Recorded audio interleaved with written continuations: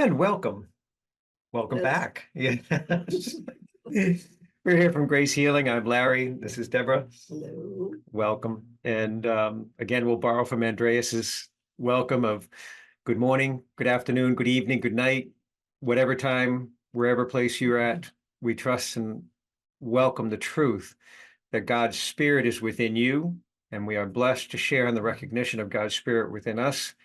We're surrounded now into this time of sharing and dialogue, because as Deborah and I have spent some time together, we've been searching the presence of God, seeking the process of prayer and God's presence within us to know what we should share, especially today with all the things that are unfolding, and one of the things that's deep in my heart, and I know it's deep in Deb's heart, is the importance of understanding people as they're processing many of the difficulties that are happening on the earth today and how they're responding to it through dependency. Yeah. And I guess, could you give a little bit of a background on your work with that and different centers and healing groups and stuff? Well, for a number of decades, I've been having the privilege of entering into rehabs and coming alongside people struggling with addiction, then getting to know their families and seeing how enmeshed people are and having no sense of seeking God, and feeling utterly responsible to fix whatever issues arisen. And so I've had the privilege of getting to know a lot of the family members that have been part of the problem, honestly. And I heard a definition that we can either pity a person or we can have compassion for that person. A pity, we're looking down like we're stronger, we have to fix them, they're in need and we're the one. But to have compassion is like Yeshua, came alongside, saw the need and helped to elevate that person to find freedom and wholeness in God, in God. And so that is the ministry that I'm called to, is to help people on both sides. I say addiction in particular is a coin, and on one side it is the face of addiction, people struggling with a substance or whatever. On the other side are those who love them and have a lot of the same isms, Yes. And until a person recognized that, and I needed to recognize that earlier in my life, that I needed to let go, that I needed to recognize that I was powerless to rescue anyone, to fix a life, get somebody on the right path. How do I know what their life's supposed to look like? But there is a power greater than us. So, but from your description there, would you say that letting go was moving away from codependency? Oh, absolutely. Because that's the language of like, that being a codependent or an enabler. And that means you're part of the problem, not part of the solution. Exactly. You're helping that person to stay where they're at or become worse. Because I got to protect them. But that's not protection. And then they don't learn to grow on their own. Right. And I experience this personally a number of times, but one example is my youngest son. And when I discovered that he was an addict, I thought, I just never envisioned that. Though the whole family had all kinds of issues over the generations. But I was in prayer one day and God gave me a vision of my hands like this. And he said, let go, open up. You're in the way. He cannot hear from me because you are distracting him. Right. Yeah. And so, that whole being codependent is believing that I am responsible for somebody else's life. And I know better. And I know I don't know better, but there is this power that's greater. And the choice is, do I surrender to that and let go? Or I've got this. Yes. And, which I shared with you earlier, many years ago, I used to say, I've got this, I've got this. Yeah. Didn't really have anything, Yeah. except more chaos. Yes. And, but by surrendering to God, oh my goodness, and there's scripture in Ephesians that says that how he answers us is exceedingly abundantly above and beyond anything we could ask or think. But we have to surrender it. Exactly. Get out of the way. Yep. But then by surrendering it, we get to be part of the solution. Now, God, I'm centered there. And now, as the solution reveals itself, I can participate in that and now be part of that solution and not part of the problem. Yes. And I've seen, in my son's life, particularly, freedom and an abundant life. Yeah. And I've seen it over and over in many other lives. And that required your releasing of the ties and the tendrils to what was wrong. Right. And a desire to elevate to what is right. Yes. And that meant centering on God and looking, because this didn't happen just with him. This went back generations. Exactly. Generations. Yeah. And I got a vision one day of this rope with all these knots, and we're pulling, and we're tightening the knots. Exactly. And all that trauma. Yeah. But by letting go and surrendering, it relaxes, and then God can unravel it. Yep. Totally unravel it, so that it not only blesses us in the present, but it goes back. Yeah. Generations, and then of course it's going to go forward generations. Exactly. And that is wonderful.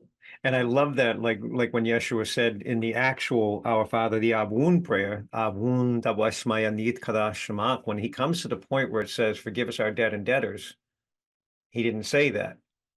He said, help us to release the strands and ties we hold of others' faults. Right.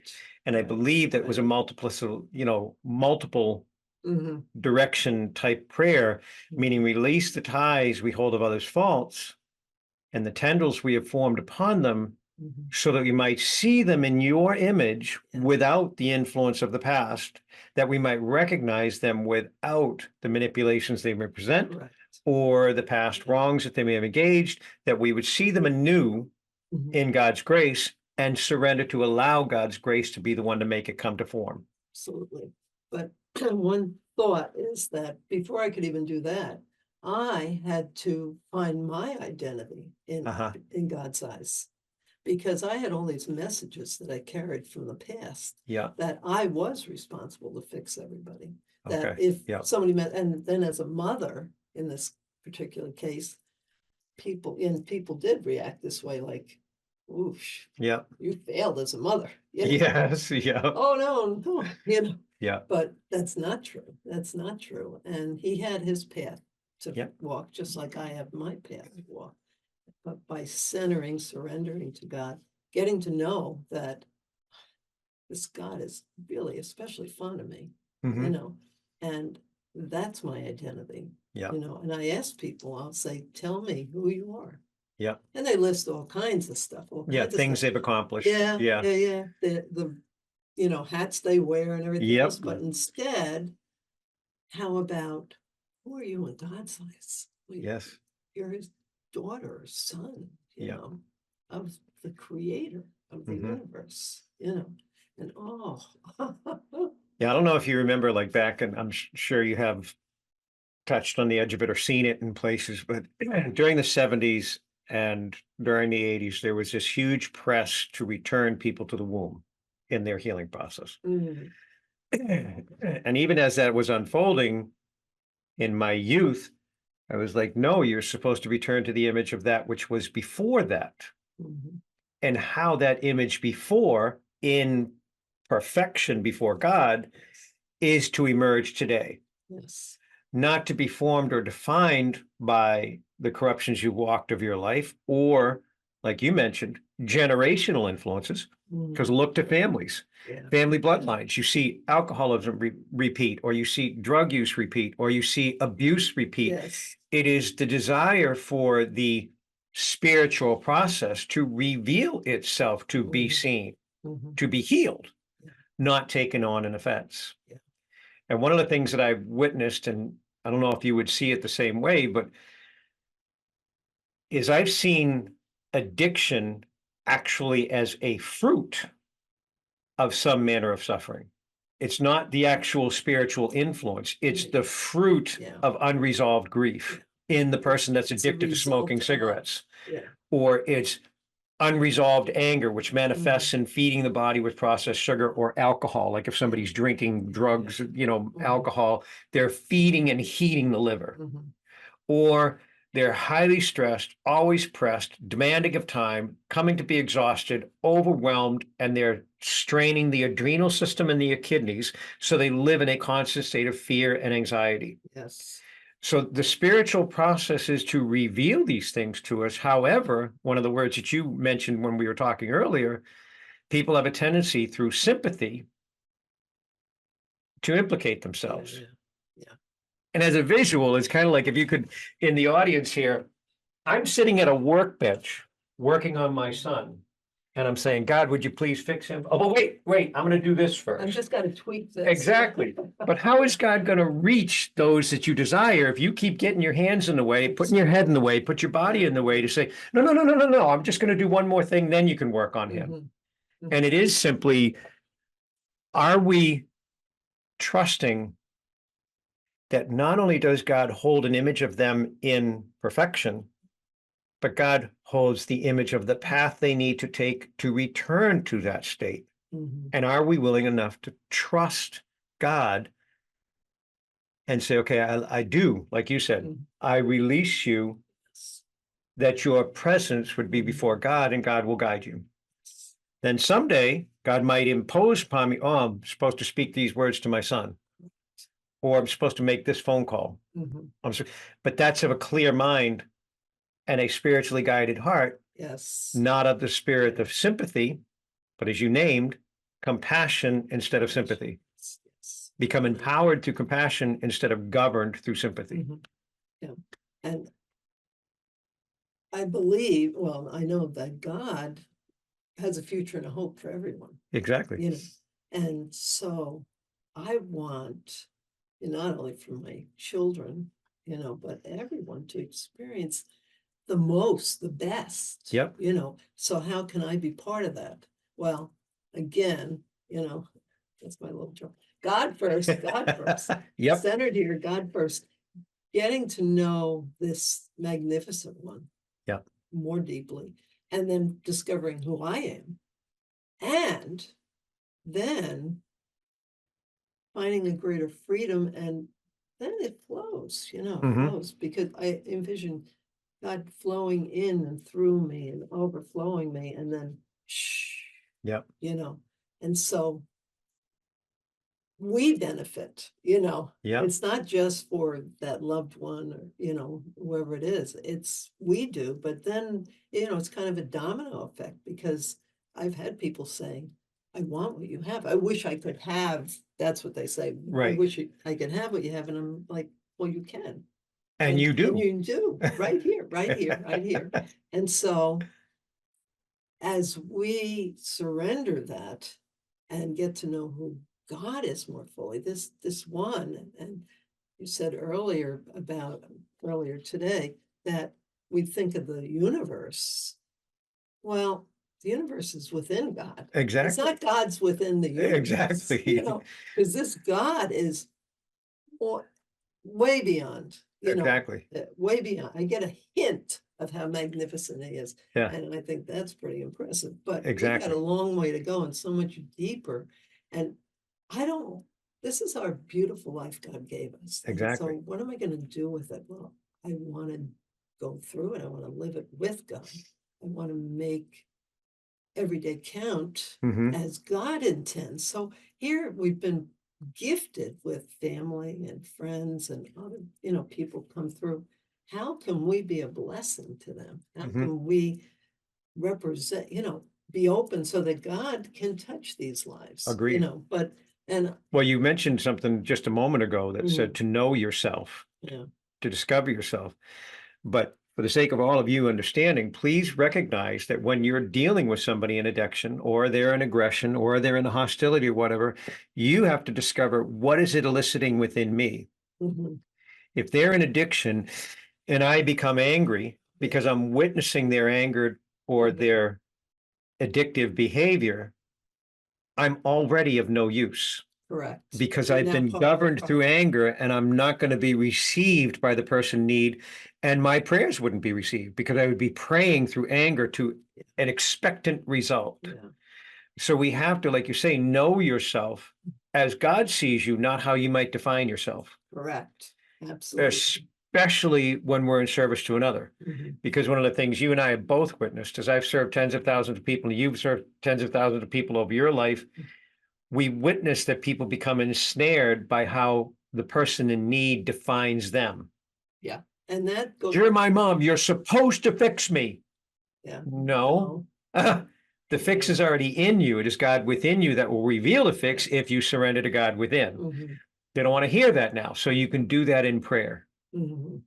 Sorry that you feel that way, honey. I love you dearly. You Mhm. step out of harm's way and you pray for them from the place of knowing yourself as one with God, Yes. not defined by the nature of their actions or your potential reactions.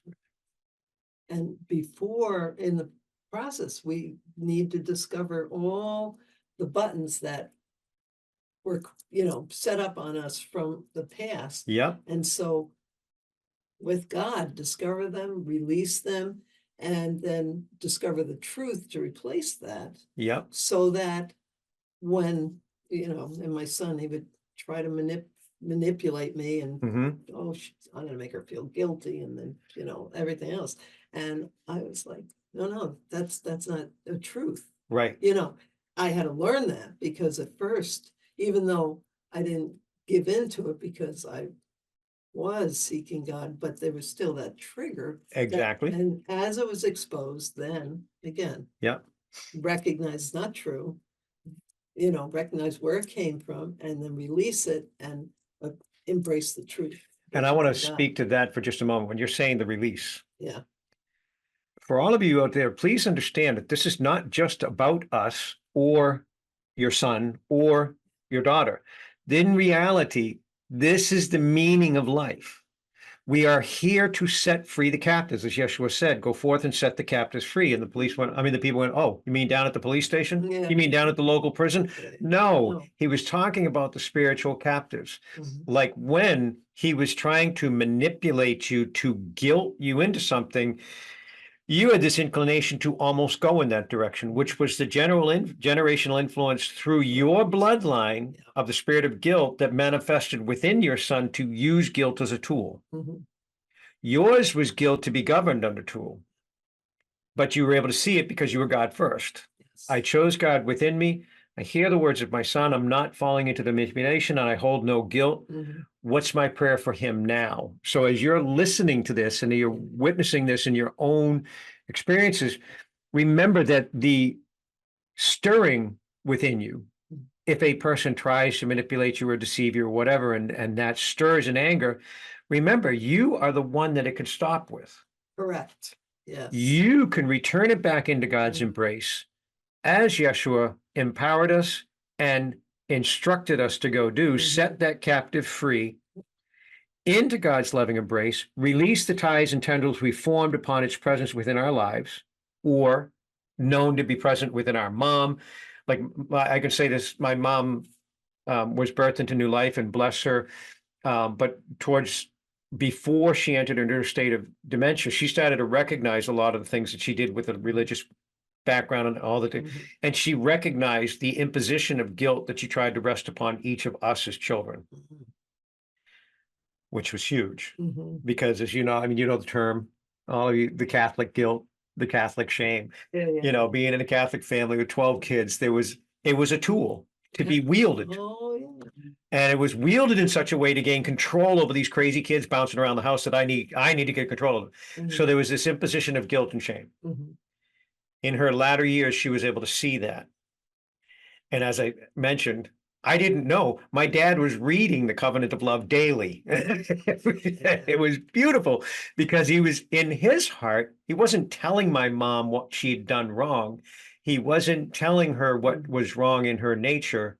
He was praying that she would wake to her true nature And she discovered upon herself in review and what she did every day, self-reflection, before the presence of God. And she discovered within herself, oh my God, I've imposed tremendous amounts of guilt on my children.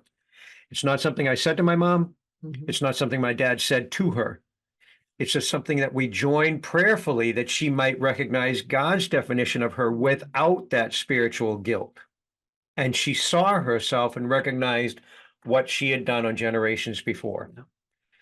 So this is what Deb is talking about, is the importance to be positioned as God before God and allow for God to move through you. And you will find words that you may speak only in prayer.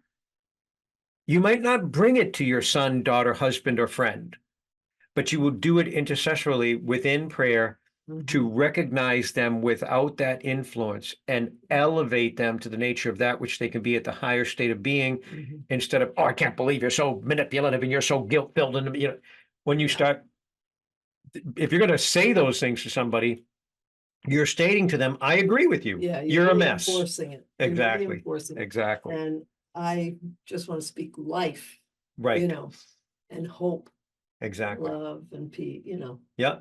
all of that. Well, I know you love listening to the 10 great words every day. Yes. And that's like, to me, when those came through, I was like, oh my God, this makes so much sense. It's chapter 1 in A Covenant of Love, because God's not commanding you to do something, but he's stating that upon my path, you will discover these attributes and natures within you.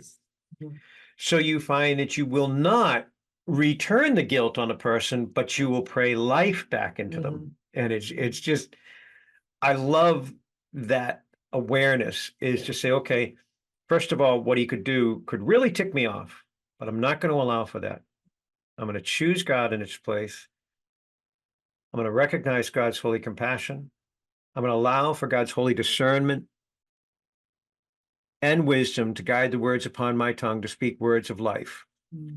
I speak those words of life. And then all of a sudden I'm led. And then the next time God might lead me to speak a word of love or encouragement to them. Yes. It might not be the moment, because they're resistant if they're trying to play a game over you.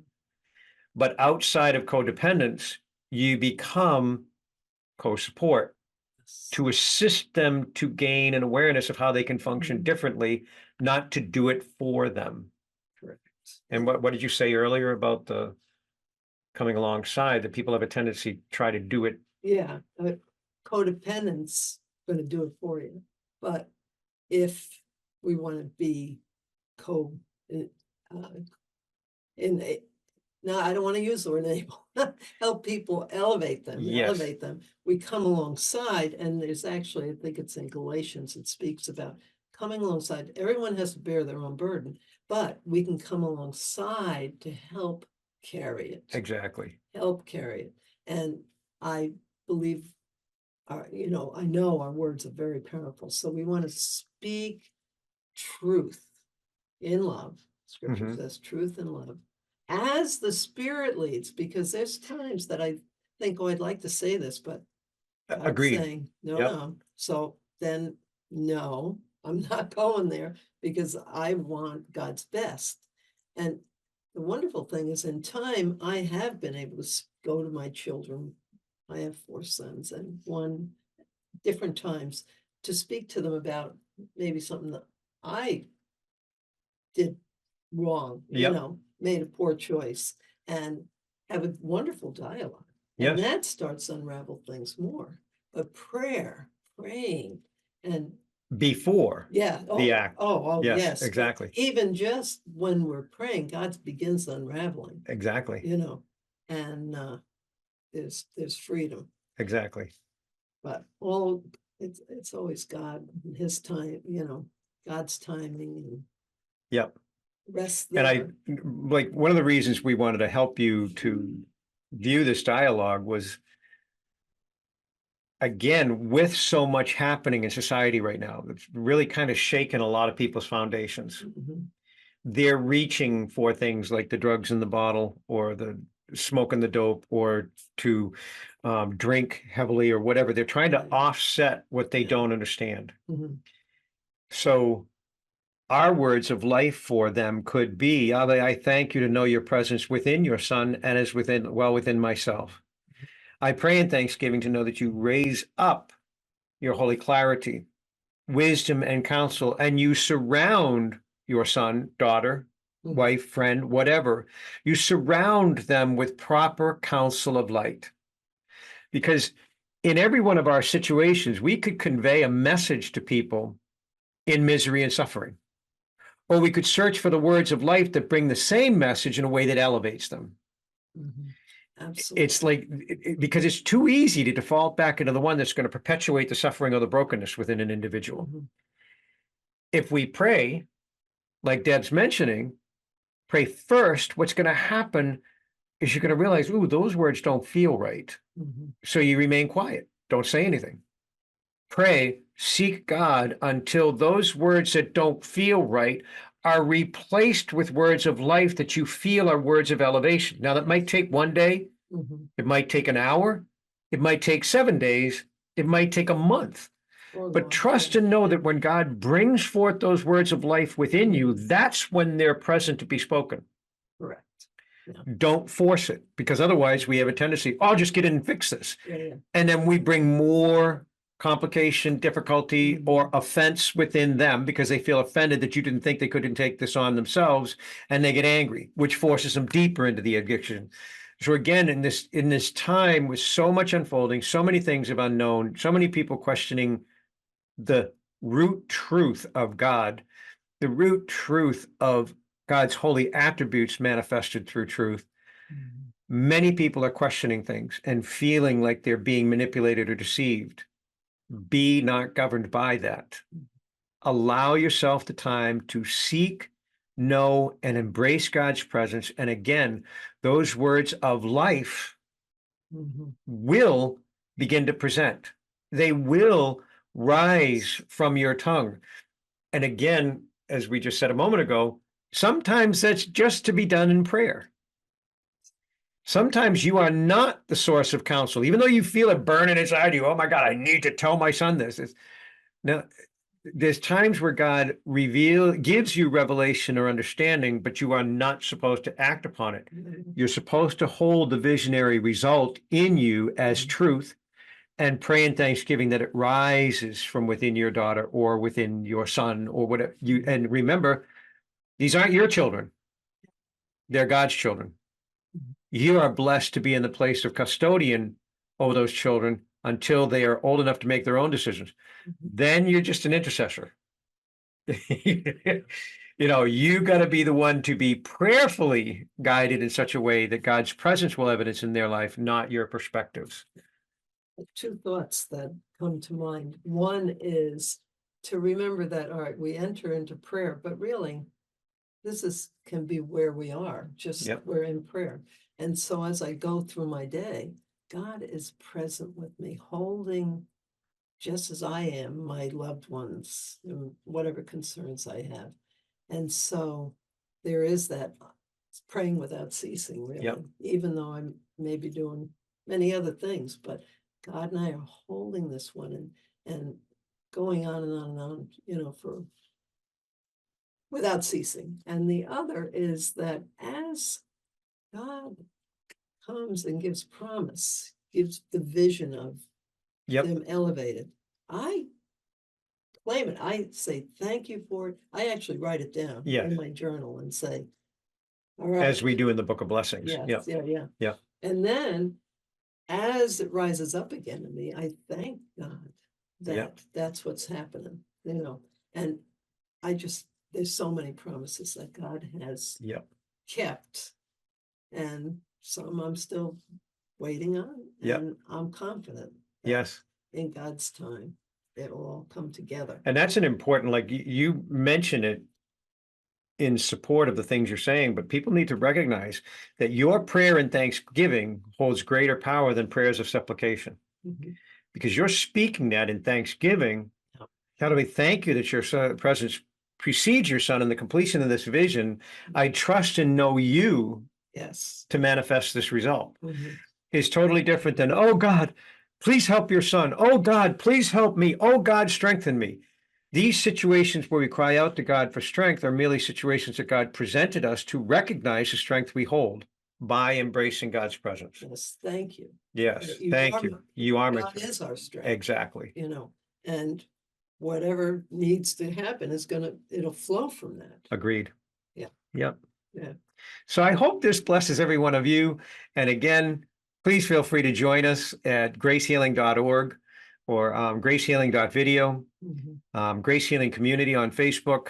And we'll have more coming now because we've been able to resolve all our internet website issues, and it's been wonderful to see the changes. And again, the Covenant of Love is available for you on Amazon. Covenant of Love, Larry Reynolds, Covenant of Love, Meaning of Life Revealed, Larry Reynolds. And Amazon is very quick to get those out to people, and we're finding amazing feedback from people. And I guess you even had a good experience with that. Yes. So it's good to see these things happening. And I trust and am in thanksgiving that God will also give me the time to provide what people are asking for, which is the audio read of the whole book. So Yes, thank you. yeah, yes, thank you. God, you will provide the time, and I am grateful. Yeah. So we look forward to being able to serve you all as you reach, and we are grateful you return to see this video. Have an amazing day and know that you are loved. Yes, many blessings. Yes.